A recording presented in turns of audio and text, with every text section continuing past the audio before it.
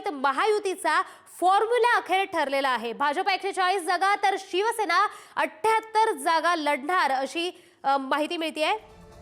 87 जागा लढणार अशी माहिती मिळतेय। बंडखोरी टाळण्यासाठी भाजपकडून सोमवारी यादी जाहीर केली जाणार आहे। ठाणे, मुंबई, नवी मुंबई, कल्याण, डोंबिवली, मीरा भाईंदर, पनवेल मधील काही जागांवर पेच अद्यापही कायम आहे। तर या संदर्भात अधिकची माहिती देत आहेत आमचे प्रतिनिधी सुशांत सावंत। तर मुंबई महापालिकेसाठी महायुतीचा फॉर्म्युला अखेर ठरलेला आहे, तर काय अधिकची माहिती?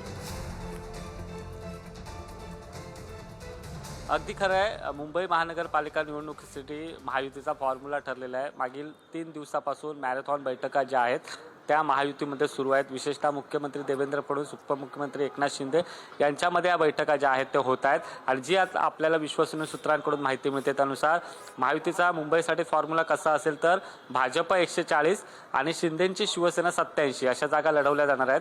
आणि यादी कधी जाहीर होईल, कारण अनेक इच्छुक उमेदवारांना आपलं नाव यादीत येतंय का याची खरं तर वाट बघताना बघायला मिळतात। आणि ही यादी जी आपल्याला सूत्रांची माहिती मिळते त्यानुसार सोमवारी ही यादी सर्व उमेदवारांची जाहीर केली जाऊ शकते।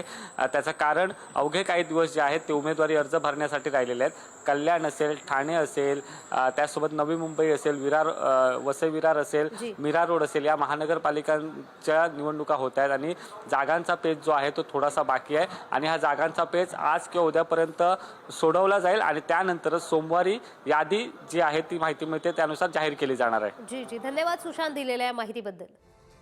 तर